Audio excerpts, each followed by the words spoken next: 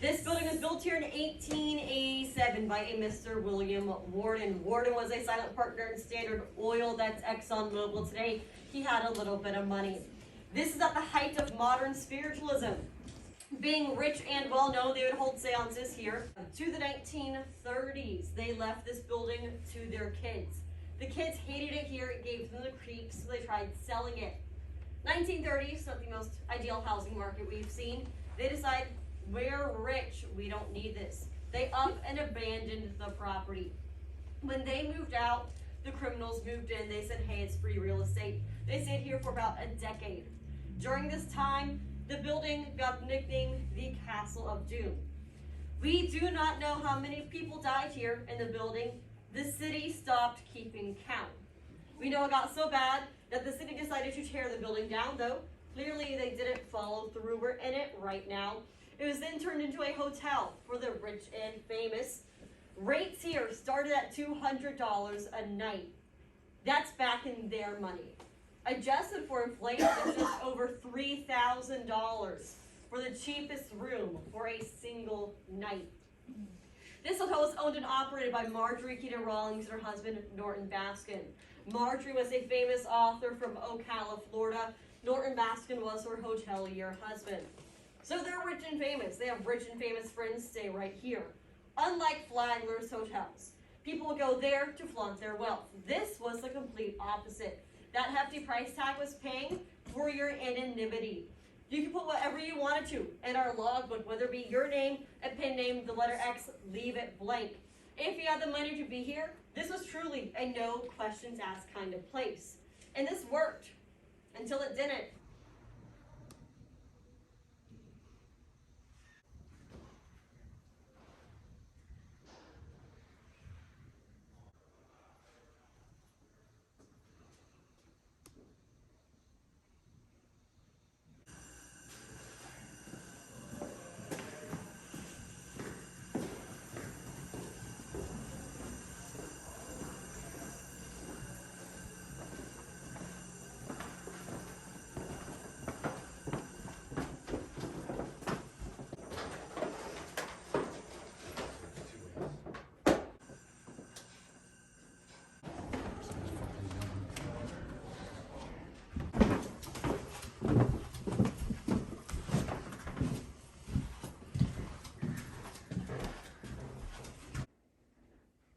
Here on the first floor was now the Pirate Shooting Gallery. That was their formal dining room where they had those seances.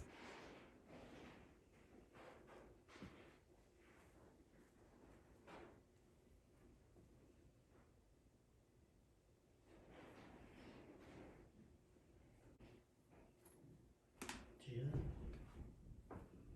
hear that? I missed it. Did you hear the voice? Yeah. That was you, right? No.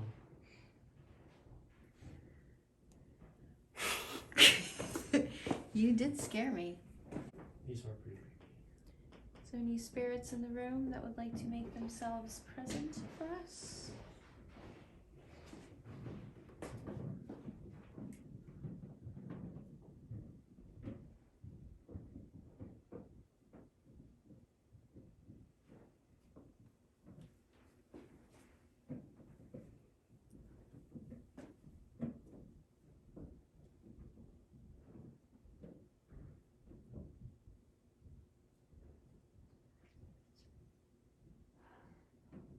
I think this is the coolest room in the house, really.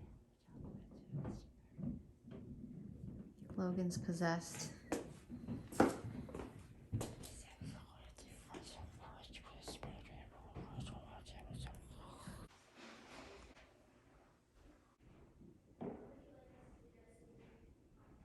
Logan, maybe you should take some pictures in here. I'm trying to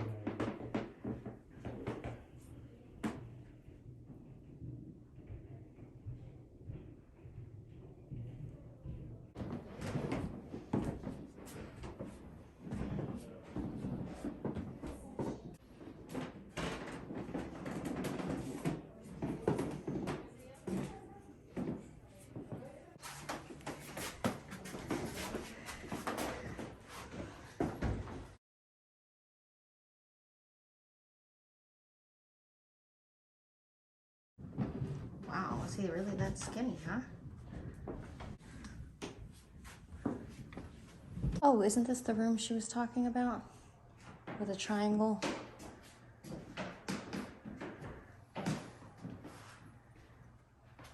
There should be... Is this where the woman died?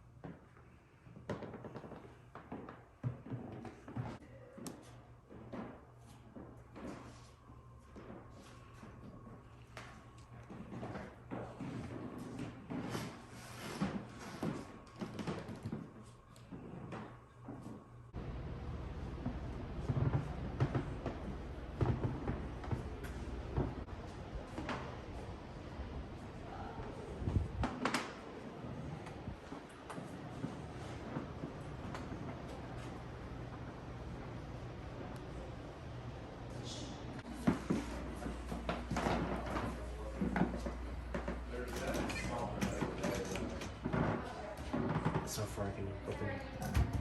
Oh.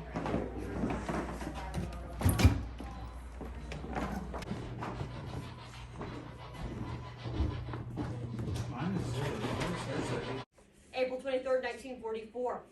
There was a fire here in our building. 2 women found dead after. The first was Ruth Pickering. Ruth was a good friend of Marjorie and Norton's. She'd been living here for 2 years on their 4th floor penthouse. She ran the hotel for them. Now, after the fire, Ruth was found in her bathtub. She was fully clothed. She had no burns on her body. What she did have was a wet towel wrapped around her face and neck, knotted off to the side. The bathtub she was in was next to her window that went out into her fire escape. Again, she had been here for 2 years. She knew exactly where that was. We think it's interesting she did not use it for its intended purpose of escaping a fire. What's even weirder, exactly 1 floor below her, in the same exact manner, was Betty Richardson. Again, found in her bathtub, fully clothed, no burns on her body. Unlike Ruth, Betty checked in hours before the fire. Front staff noticed she smelled heavily of alcohol, cigarettes, and she'd been crying. This was a Sunday morning. In the 1940s, they found that to be strange. They asked her what was wrong. She said she was in a fight with her family, came here spur of the moment to run away. Her room was booked and paid for the night before by a man who arrived the night before who only signed our logbook with the letter X. What was described as a screaming match ensued until the witness said he heard a loud bang and silence. This man had the best room in the hotel. It had a fireplace in it, and the only difference between Betty and Ruth, Betty was also found with bruising and swelling on her head. We think their fight escalated. Her head met that fireplace exactly, just like that.